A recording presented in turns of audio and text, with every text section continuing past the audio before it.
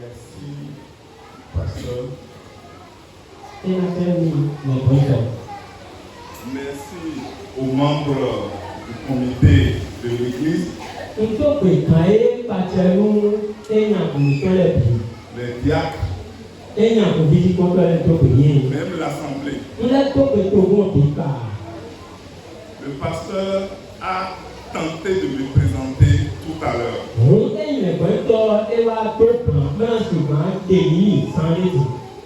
Mais ce qui est plus important dans toute la présentation,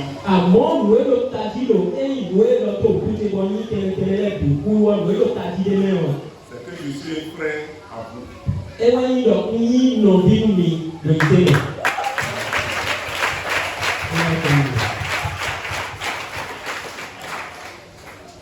En venant ici ce matin,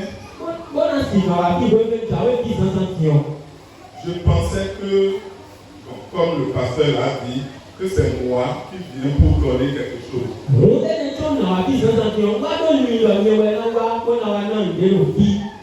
Mais la chose n'a même pas encore commencé et moi j'ai déjà eu le vous.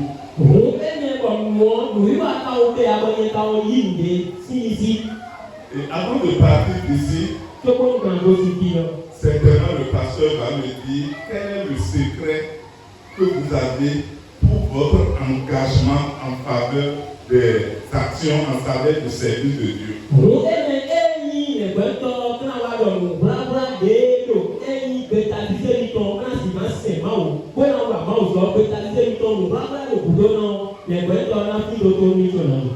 Ce qui est important, j'ai constaté, on a parlé des actions pour l'achat de ciment.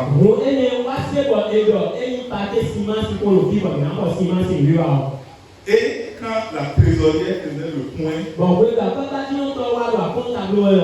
j'ai constaté qu'il a été mobilisé 600 000 francs. Je me suis regardé, j'ai eu honte de moi-même. Parce que on ne fait pas encore suffisamment pour Dieu. Je dirais que je ne fais pas encore suffisamment pour Dieu.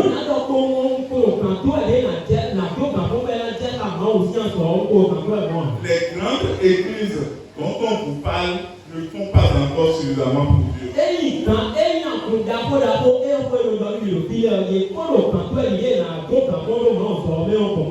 Si vous avez pu faire ça là, ici, c'est une leçon que vous nous donnez. Et moi, je repartirai déjà avec cette leçon-là.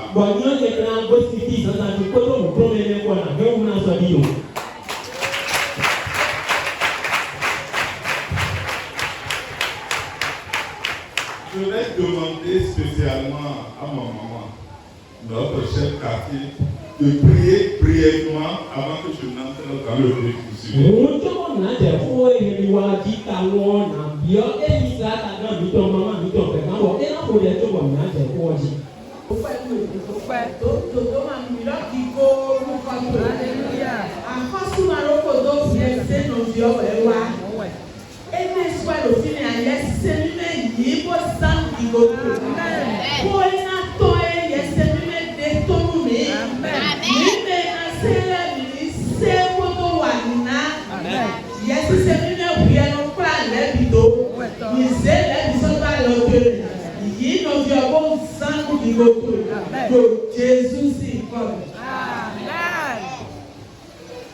Merci.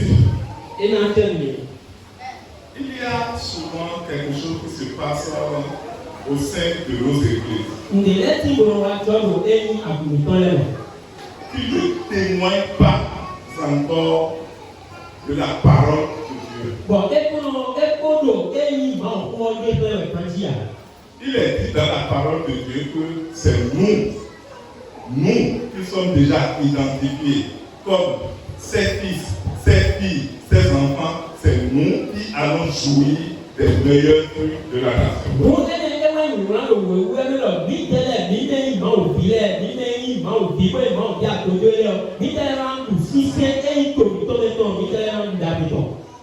Mais quand curieusement, on constate que mais quand nous avons des choses à faire à l'église, c'est nous qui tendons la main encore au dehors.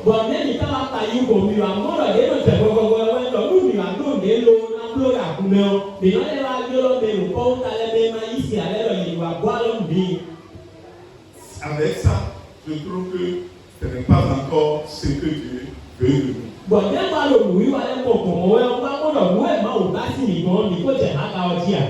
Pourquoi c'est comme ça? Parce que nous manquons de connaissance. Quelqu'un peut nous lire Osée 4, le premier verset. Verset 6.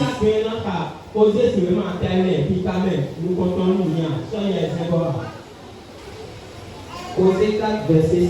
Ouais. Mon peuple est détruit parce qu'il lui manque la connaissance.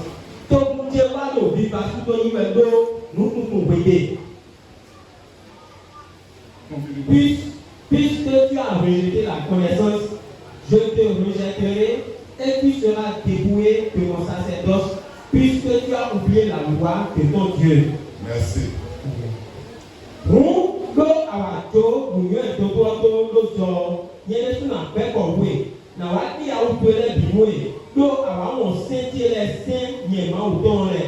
Merci. Donc quand le pasteur principal m'a invité, j'ai compris que lui-même là, ne veut pas se laisser dépouiller de son sacerdoce.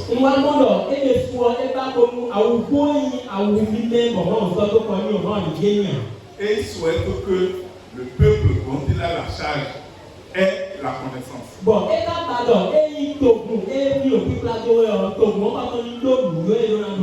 Pour que d'ici quelques années, quand on va revenir ici, quand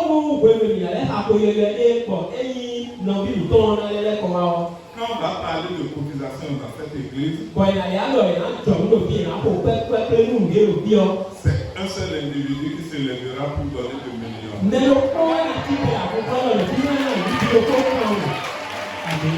Merci. Donc, nous avons fait quelque chose dans notre pays. Le pasteur parlait tantôt du rabbi. Je ne sais pas ceux qui ont fait le rabbi dans le pays. Est-ce qu'il y en a qui en ont fait ici?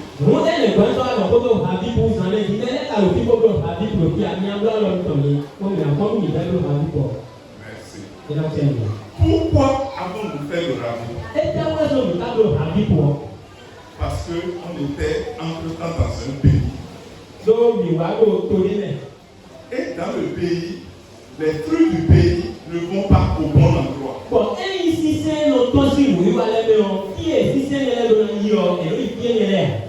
Vous aurez appris que dans ce pays, on a parlé de l'argent pour les indigents, ceux qui n'ont rien.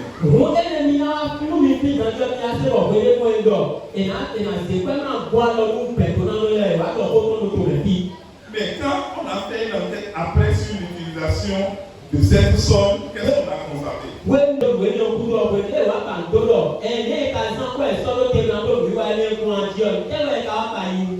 Au lieu que l'argent aille vers les indigents,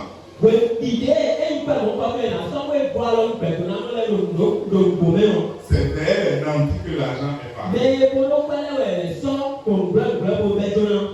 On dit un pauvre qui est malade, qui est allé à l'hôpital, c'est lui qui doit bénéficier de cet argent.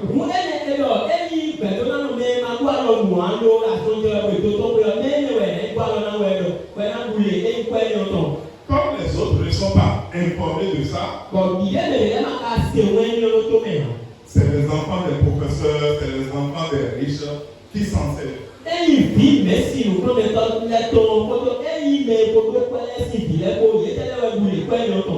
Puisqu'on n'avait aucun outil pour connaître ceux qui sont véritablement les indigents.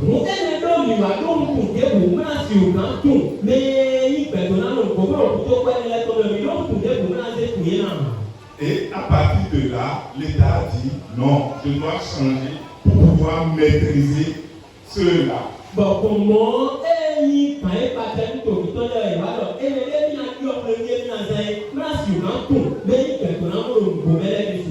C'est à partir de la demande du pasteur que ce acte-là que le gouvernement a posé est un acte fortement public. Bon, et bon, alors, les boîtons, ils tombent, et il y a quoi,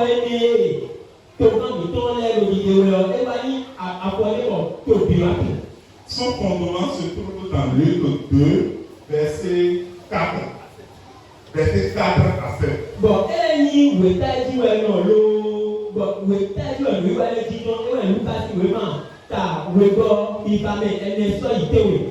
dans cette partie, vous aurez constaté qu'à la naissance de Jésus-Christ, donc, il a été demandé de faire une opération de recensement dans la ville. Certainement, cette opération qui était faite était pour le bien de ce peuple en ce temps.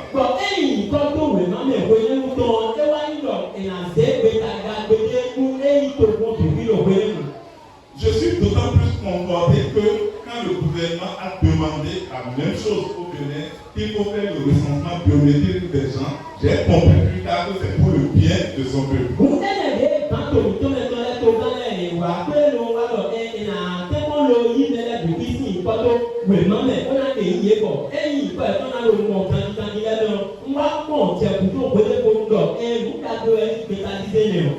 D'une manière générale, qu'est-ce que ce recensement nous a permis de faire?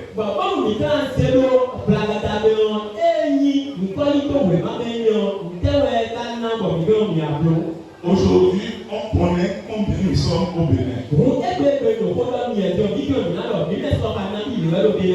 Si le gouvernement décide de payer les frais de scolarité à ses fils, il sait à peu près combien ils sont.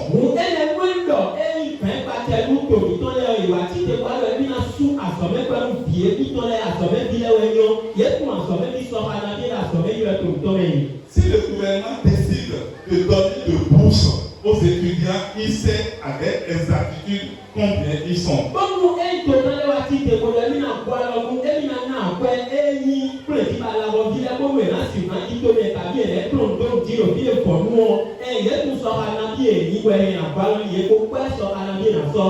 Le gouvernement sait à peu près d'ici 2026 combien nous serons.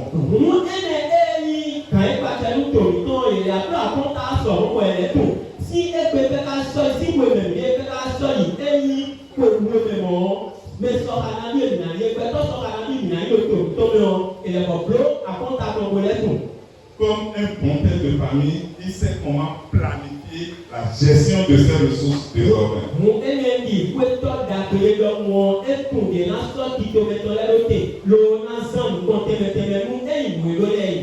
Mais cet instrument qui est mis en place au Bénin par le gouvernement là, quelle signification cet outil a pour nous les chrétiens?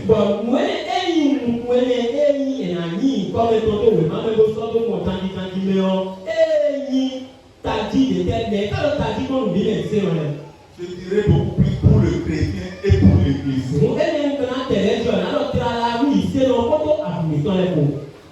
D'abord, retenons de tout ce que j'ai dit que l'idée qui est derrière cet outil d'abord, c'est d'aider au développement de son pays.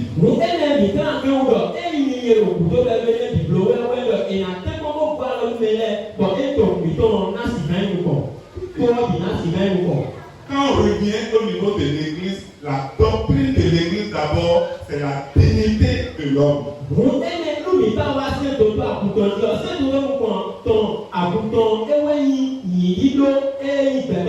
Après, la solidarité. Quand on met les deux choses ensemble, ça veut dire que tout le monde doit prospérer.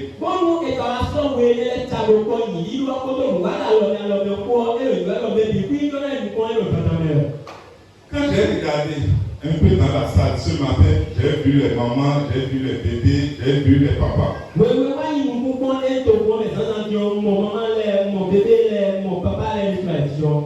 Chacun, en ce qui nous concerne, nous avons des besoins.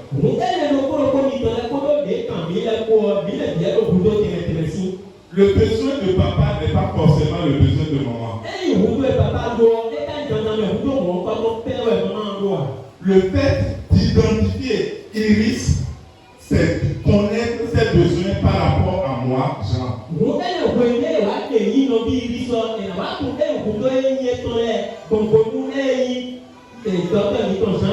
Ce qui permet de faire cette identification, de faire cette spécification, c'est ce que le gouvernement a appelé le numéro personnel d'identification.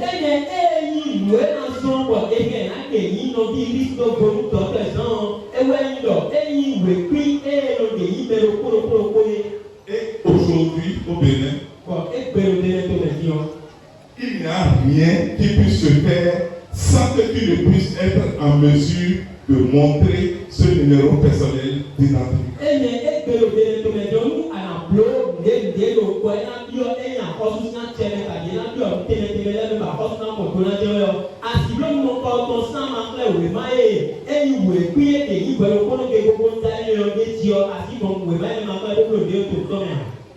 Je suppose que tu peux aller demander à la solaire de te brancher un compteur d'eau. Tu as besoin forcément d'avoir ce numéro.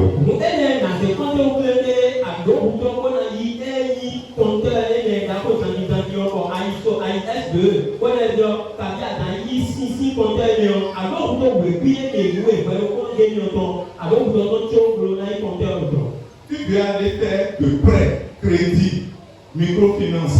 Tu as forcément besoin de ça.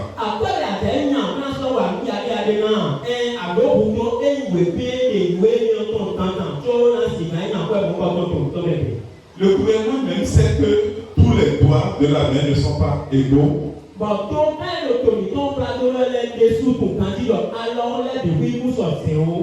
Pour ce numéro, il a trouvé des supports pour que tout le monde puisse avoir accès à ce numéro.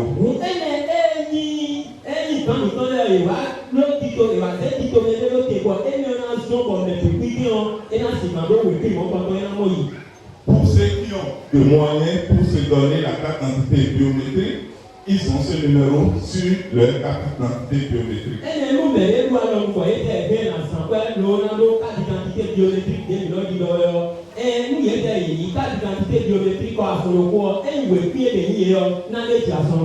La carte est déjà à 5 000 et quelques.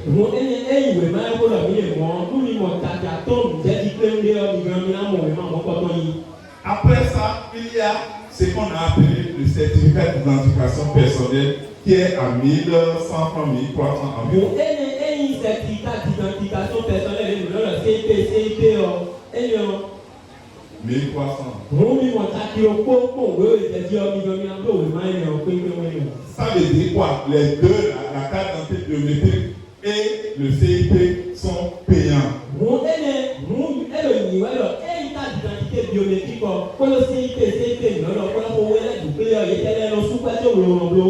Comme je le disais tantôt, comme les doigts, les 5 doigts ne sont pas égaux,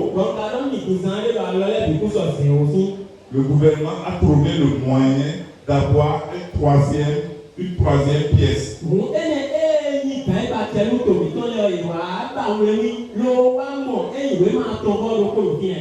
La pièce là, c'est ça qu'on a appelé la carte, c'est moi.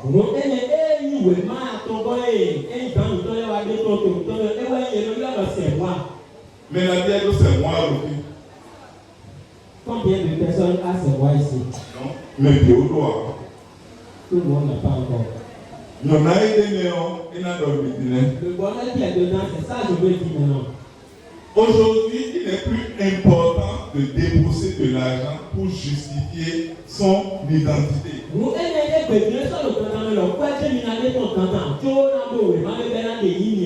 Je disais tantôt qu'il n'y a rien qui puisse se faire au Bénin sans que tu ne puisses être en mesure de montrer ton numéro personnel d'identification.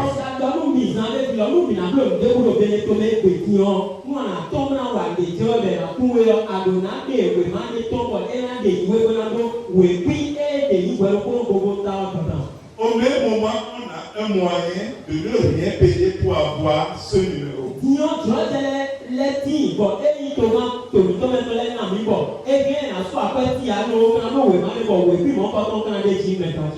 C'est pas parce que c'est gratuit que ça ne sert à rien. ìfọ̀nù wẹ̀ ní àwọn ìfọ̀nù ọ̀ ẹ̀yọ̀ lè ìfọ̀nù wẹ̀ tó wẹ̀ náà sì sàn bọ́ wẹ̀ náà wà ní àdé o.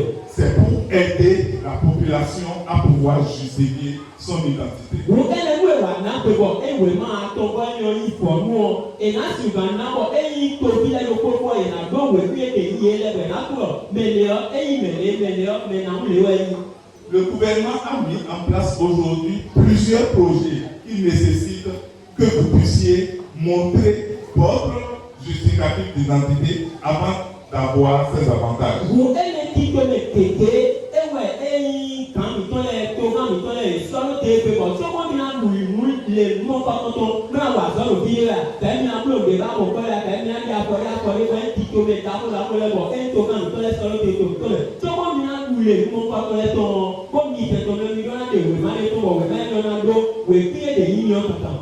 Pourquoi nous sommes dans le pays et que nous n'allons pas bénéficier de ces fruits? Si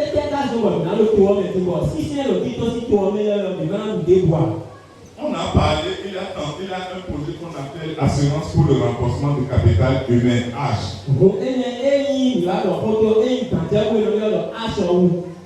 H a 3 volets. Si vous êtes artisan, et que vous n'avez pas même les moyens, vous avez appris quelque chose, mais vous n'avez pas, je prends un exemple d'une couturière. Le gouvernement, dans cette étude, a trouvé qu'on forme des gens, mais ils n'ont pas suffisamment de compétences pour faire des choses qui peuvent vous voyager. Quand il passe un tour, il va nous pouvoir prendre les et on sort nous et on a nous prendre les et on tourne et quand on nous pique un son, on va nous désigner et tourner les et pouvoir copier pour cancer. Ce n'est pas de leur faute. Et ça, il leur connaît tout. C'est pas un manque de moyens. Alors nous demandons aujourd'hui, tout le monde sait que pour les couturiers, il y a les machines déjà électroniques.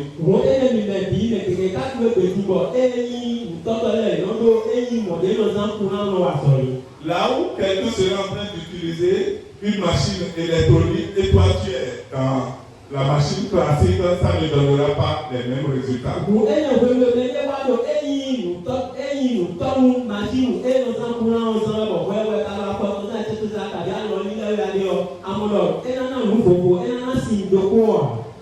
Mais pour régler le problème de manque d'outils,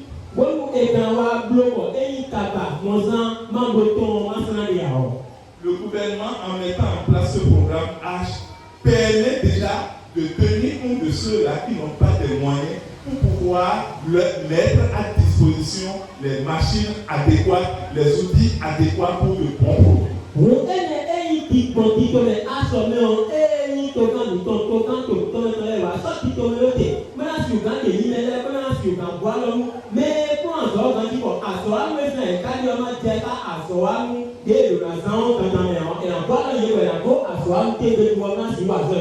Mais pour que tu puisses bénéficier de ça, il faut qu'on soit sûr que effectivement c'est toi.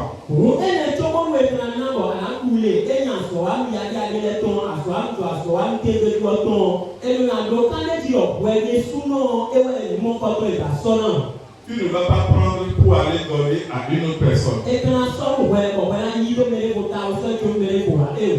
Et pour qu'il en soit ainsi, il faut que tu puisses montrer effectivement que tu as ton numéro personnel d'identification.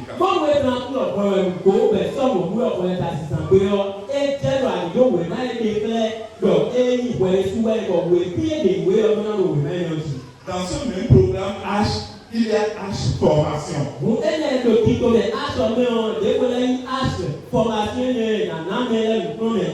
Et quand on vous forme, on vous met encore les moyens de votre installation à disposition.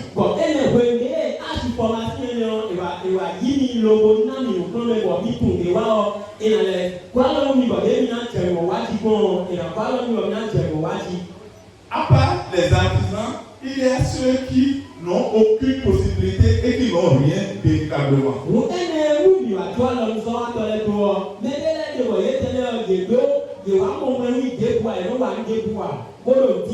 Toujours pour ceux-là, l'État, à travers H, a la possibilité de leur faire de transfert monétaire.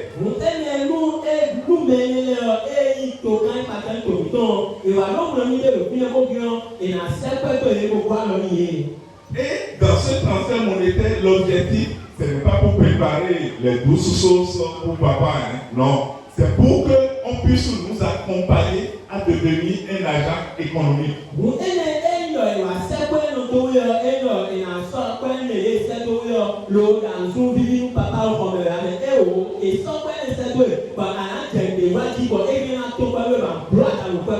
Parce que l'État sait que c'est plus on travaille, plus on développe un pays.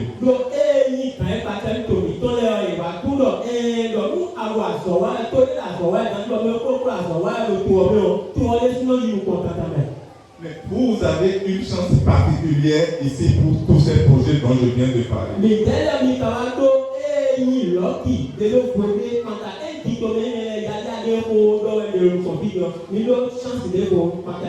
Cette chance particulière, c'est la présence parmi nous de notre chef quartier.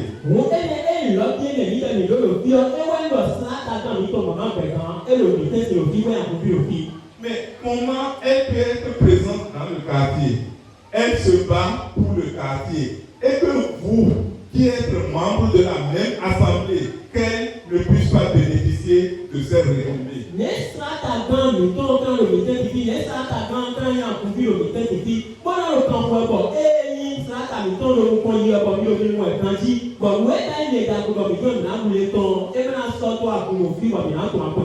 Bon, tout à l'heure, quand j'ai demandé combien avait ici la case, c'est moi, j'ai dit que c'est la minorité.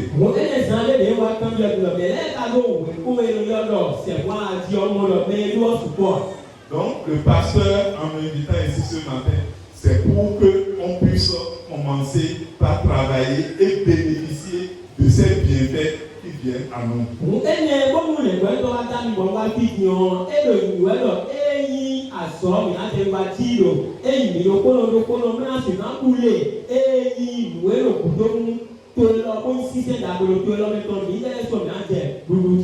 Il suffit d'avoir ces pièces et de vous organiser pour que vous ayez aussi les retombées.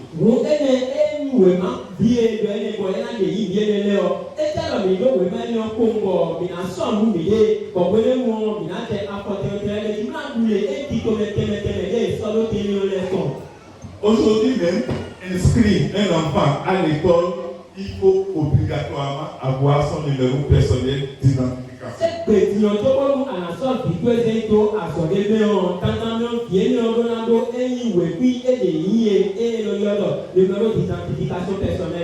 Donc, il faut travailler pour avoir cette carte mémoire pour pouvoir envoyer plus d'enfants à l'école.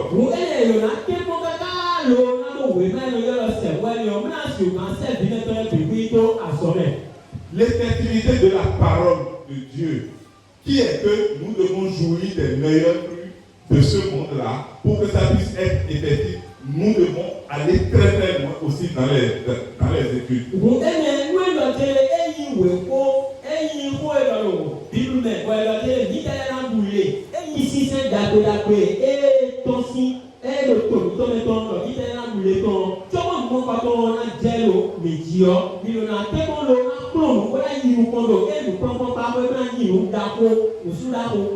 Je suis devant vous ce matin, je parle de ce projet-là parce que j'ai été à l'école.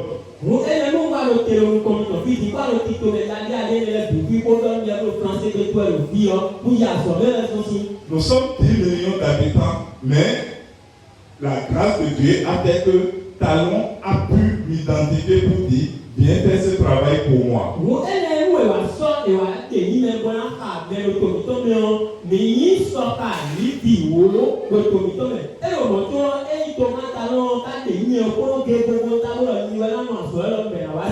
Ça veut dire que pour que la grâce de Dieu puisse nous localiser, on dit localiser, identifier, nous avons une part d'effort à faire.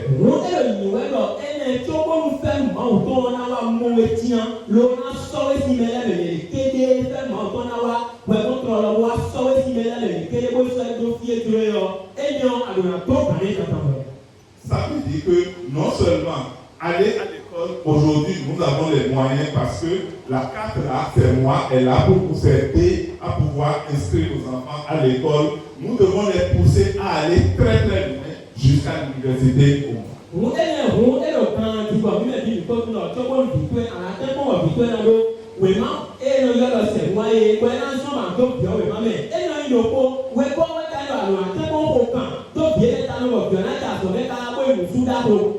Plus vous évoluez en études, plus vous avez la possibilité de vous faire démarquer.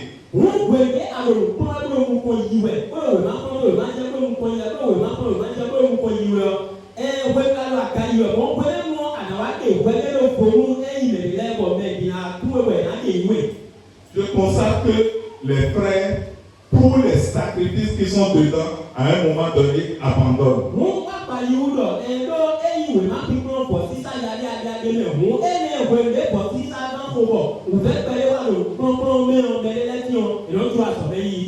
Le Seigneur ne nous a pas dit que nous allons réussir dans la facilité. Non.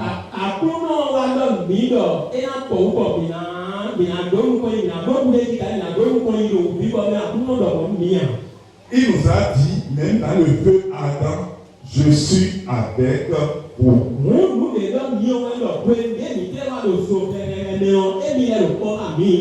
Ça veut dire que si nous avons déjà la certitude qu'il est avec nous, nous avons la certitude que nous sortirons victorieux.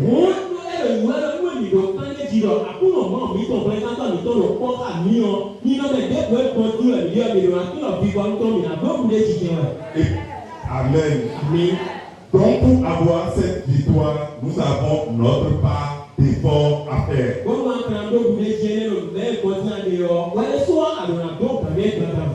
Le pasteur, en m'invitant ici, c'est pour que nous ayons cette inversion de notre mentalité.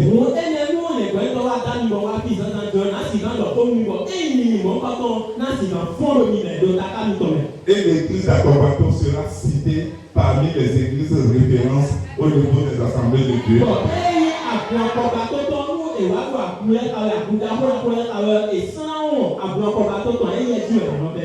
Personne n'y trouvera des meilleurs cadres, les meilleurs hommes d'affaires, les meilleurs commerçants, les meilleurs des meilleurs. Je reviendrai en ce qui concerne maintenant l'importance de cette identification pour l'Église elle-même.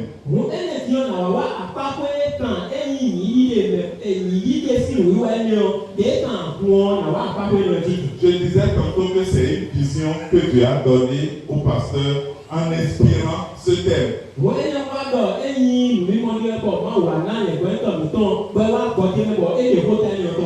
Je me suis dit que peut-être que ça peut ne pas être important pour vous ici.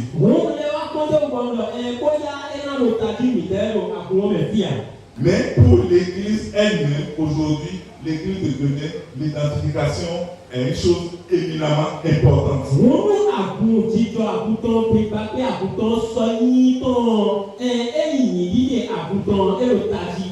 Comment savoir le bon grain de livret?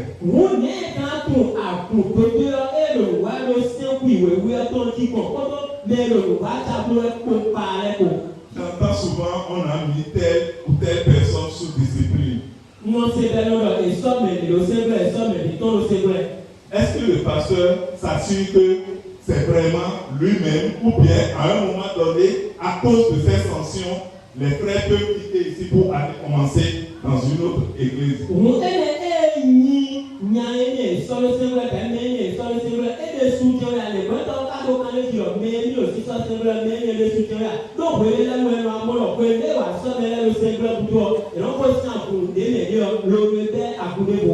L'église même n'a pas aujourd'hui les moyens de maîtriser, de connaître ses fidèles.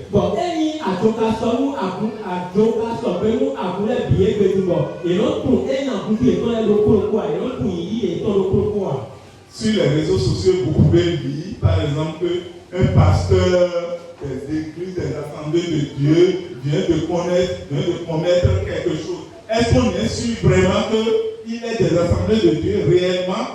Nous ene boya minawa selo enwela bonu miton le di enye tele di benalo enyi ne kwento aku assemblée Dieu donde wa wa nde itogun alopade de ka lo modo te ka de plelo enyi ne kwento mo koton assemblée de Dieu nous enyi ku kimbetu. On peut vouloir faire du mal à l'image des assemblées de Dieu et coller de pareilles choses.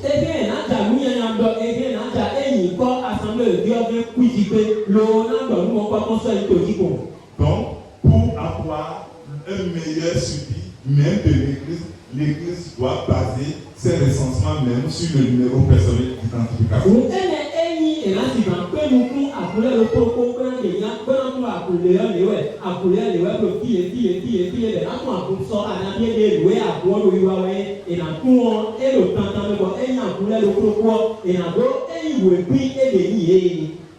Il est nécessaire aujourd'hui que l'église se dote d'un fichier national biométrique numérisé pour suivre aussi bien les pasteurs, les diacres, les comités de l'église que les fidèles.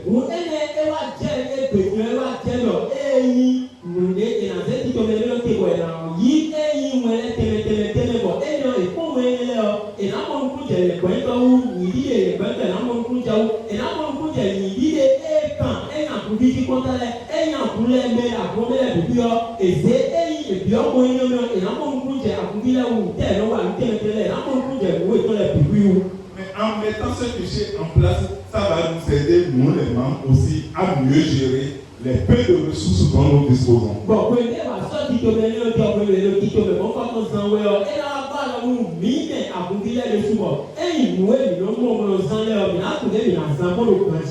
L'église de l'Assemblée de Dieu a des structures de microfinance.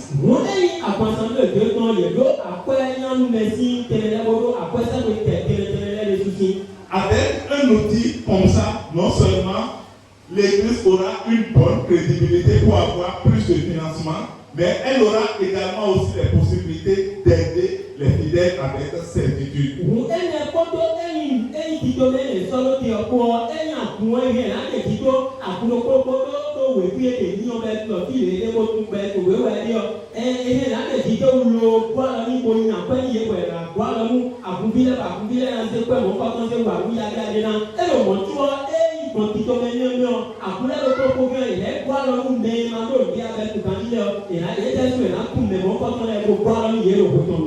Avec ça, vous voyez, une structure comme Bethesda aura plus de moyens à aider les membres de l'église.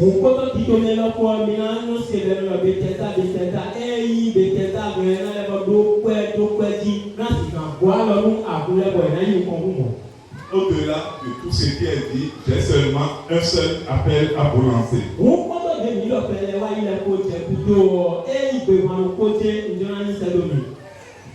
Dieu est disposé à nous créer des opportunités. Il faut que notre cœur aussi puisse être disposé à le recevoir.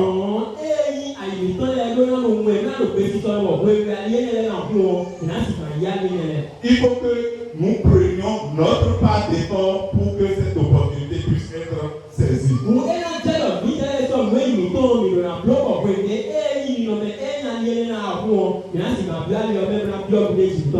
Quand on nous dit faites tout pour vous faire identifier, identifiez-vous.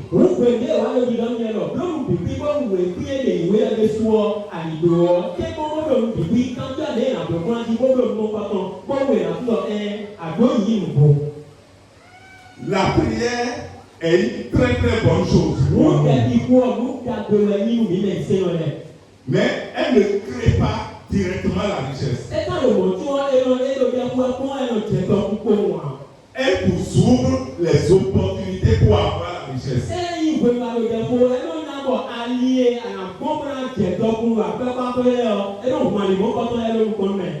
Tu n'as pas de bac, tu n'as pas la licence, mais dès qu'on lance un appel à candidature pour dire qu'on a besoin de quelqu'un qui a la licence, quel que soit La prière que tu feras chez toi, tu n'auras pas cet endroit. Wọ́n mi ṣe kọ́ńtẹ́ wo àlọ́ bá kìá akadó kúrú ni wọ́n máa ní sáńsẹ̀ rẹ̀ àbọ̀. Wẹ̀ǹdé ẹ̀wà àádọ́ ẹlò àṣọ ẹlò mẹ́ná yí dà sọ mẹ́ẹ̀kọ́ mẹ́ẹ̀ẹ́ta yí dà sọ mẹ́ẹ̀ẹ́yàn lọ́nàdó kúrú ni wọ́n máa bá kọ́ tàbí lọ́dọ̀ kúrú ni wọ́n máa yọ̀rọ̀ ní sáńsẹ̀ yàn wẹ̀ǹdé ẹ̀wà àdọ̀ fún bọ̀ wọ́n máa bá kọ́ àbọ̀ ní sáńsọ̀ à. Atẹ́wọ̀ jẹ́ ẹ̀kọ́ kátà nù àzán tètè yọ àdó àtiẹ̀ fẹ́rẹ́ kó tó lò fìyàn. Mais là où tu as la maîtrise et qu'on lance, même si vous êtes des milliers, le Seigneur fera que toi, parmi ces milliers, tu seras localisé. Bon, wende wekawa dokun le o maîtrise ni o wende e wa lo o me ba be na yi me ta so menu apapo le we wa lo kun le o ma le si budo le o maîtrise ni ba so yi da yo nu mi tre beto apato wa ni ba so eyin we ma ko da yo o we ko de je wo ma u na do ko pe lo ko ke le na ke yi lo beto apato ni le na wa so. Pour donner mon propre exemple, j'étais à 700 km de Cotonou.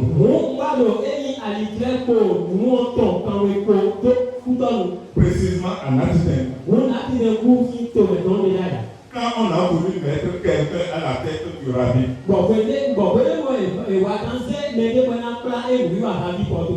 mais comment, si ce n'est pas la grâce de Dieu, comment on peut laisser Cotonou, on laisse Abomey-Calavi, on laisse jusqu'à venir chercher quelqu'un à Natitengu pour dire viens à Cotonou pour être président du rabbi.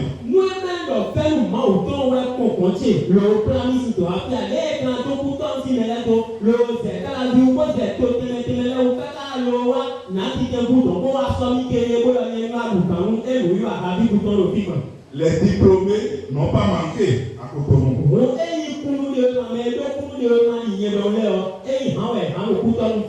Ils ne manquent pas à Calavi. Jusqu'à venir à 700 km pour localiser quelqu'un.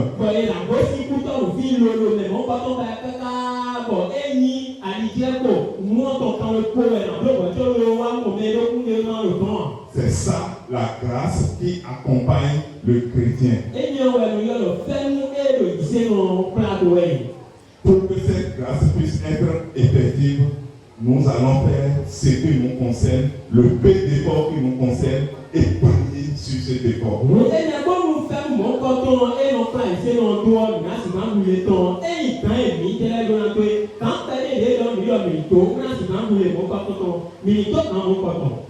Et pour marquer la fin de cette histoire, je vais demander respectueusement, à partir de ce passage, que le pasteur puisse mettre en place un prix spécial pour les meilleurs aux différents examens de l'Église.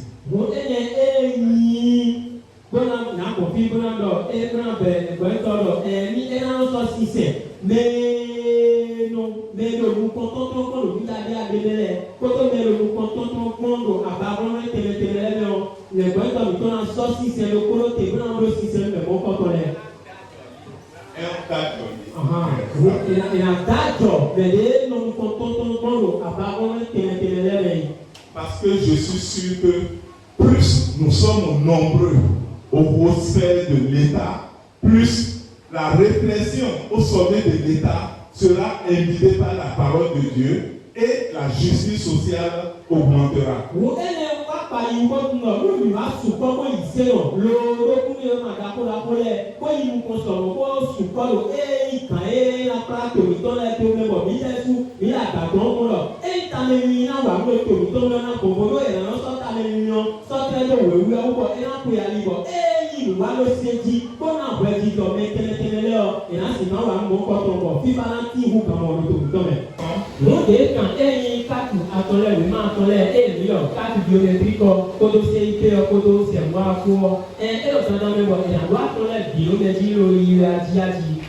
Je dirais non. Par contre, je vous recommanderais de tout cœur pour avoir la carte noire et je vais vous dire pourquoi.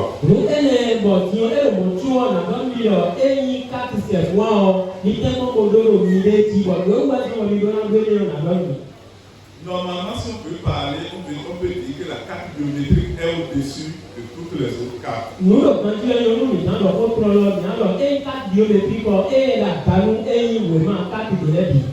il est certain que elle a un coût. Bon, mais quand elle reçoit à porter le local biométrique. Et en plus de ce coût-là, elle a une durée de vie. Bon, si on a une carte biométrique et on reçoit à porter le local, et quand on a ton bout, et on peut aller au bloc, on reçoit à porter le bloc. Il arrive des moments où j'ai de l'argent aujourd'hui, je fais la carte biométrique. Et 5 ans, au moment où la carte expirait, je peux ne pas avoir de l'argent sur moi pour le renouveler automatiquement. Et bien, après le carte biométrique et bon, oui, oui, attends, ouais, plutôt, et carte et on voit ça, vraiment, ça, 6 ans, pas pour le vidéo. Bon, il y a quoi dans la site, moi. En attendant que tu puisses trouver de l'argent pour aller renouveler cette carte, tu peux avoir ta carte 7 mois qui, elle, n'a pas de durée de validité. Et les chocos en la dos, les blocs, 4 biométriques, les blocs. Vous voyez, moi, rien, tout le 4 c'est moi, puis on s'en va. Le 4 c'est moi, pour donner une vidéo, et non, plaire. Donc, c'est pour ça que je recommande qu'on peut avoir, quand vous regardez chez moi, rarement je fais sortir ma carte biométrique. C'est la carte c'est moi, c'est avec ça que je me promène. À Cotonou, c'est dans le véhicule à tout moment. Parce que c'est gratuit et je sais qu'avec ça, on a mon numéro personnel d'identification là-dessus. Vous voulez que vous ayez les sous le cœur, vous avez les bébés, et 4 c'est moi, avec nos sang, le petit, vous avez aux sang, vous avez le où 4 c'est moi, et vous voulez alors, et par contre, il faut le nom, et vous pouvez les liens dans le défi. Bon, il y a des nombres, et pour ce qui concerne le cas des enfants, la seule chose qui est exigée, c'est qu'il faut faire le rabis pour avoir la carte de moi.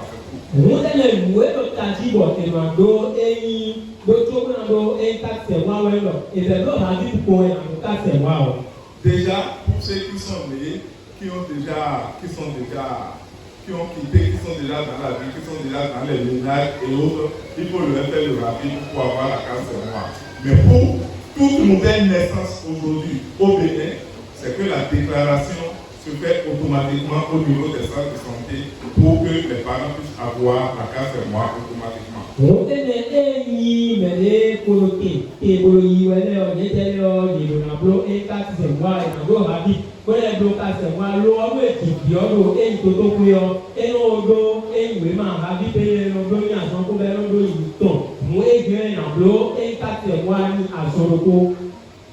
La procédure pour avoir suivre la formation H.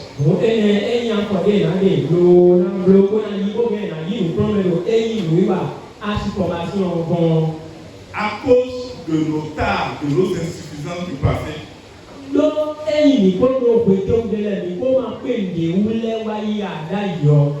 on ne demande plus aux gens de venir s'inscrire. L'État nous fait une enquête à travers tout le pays pour savoir ceux qui sont dans les besoins. Je crois que cette enquête-là, on l'a fait dans tout, même que ce soit pour art, que ce soit pour filets sociaux, que les gens sont là et spontanément, ils voient que leur nom est sorti sur une liste de l'État.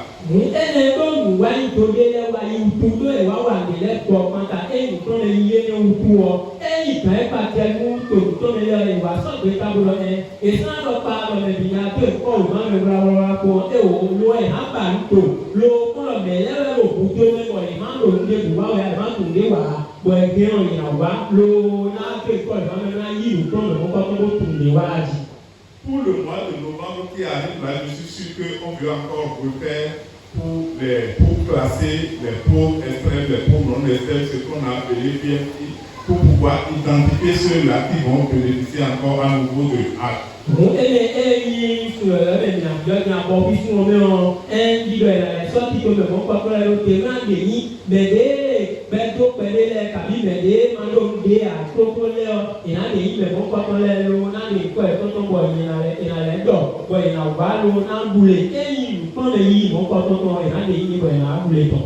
Et je recommande vivement qu'on ne mente pas sur sa situation pour pouvoir se faire inscrire frauduleusement. Ce n'est pas bon.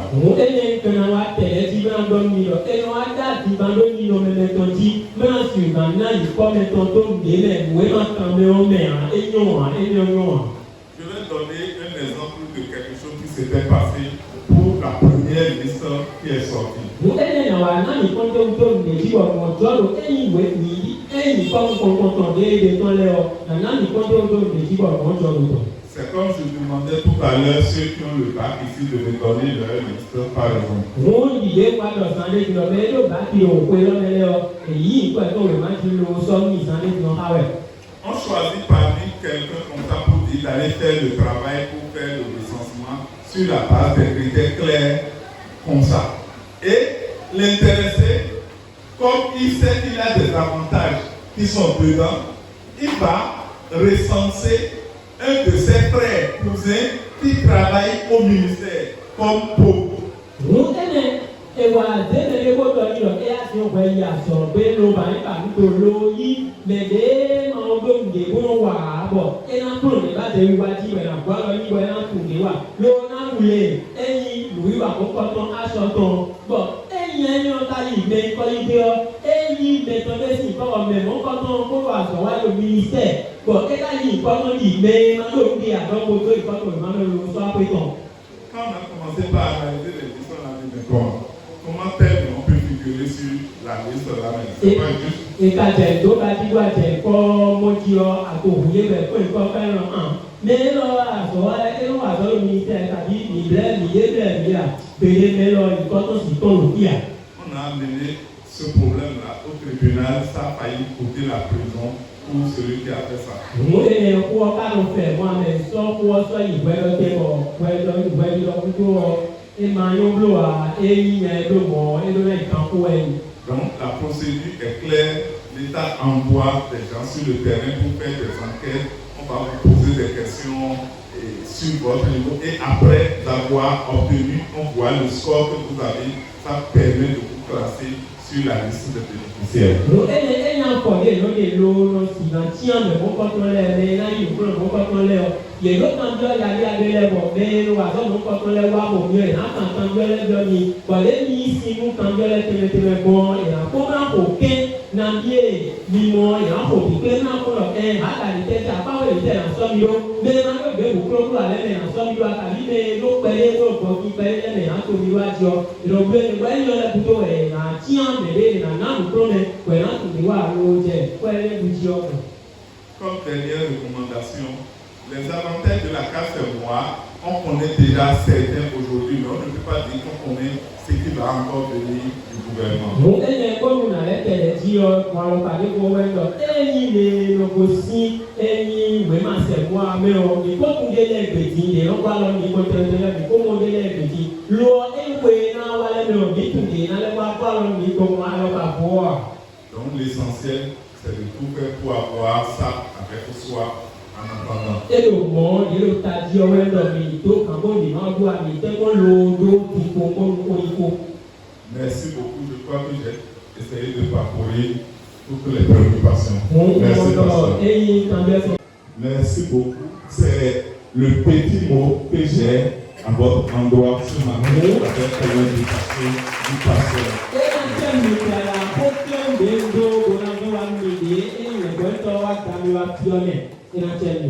Alléluia. Est-ce qu'on peut encore attendre?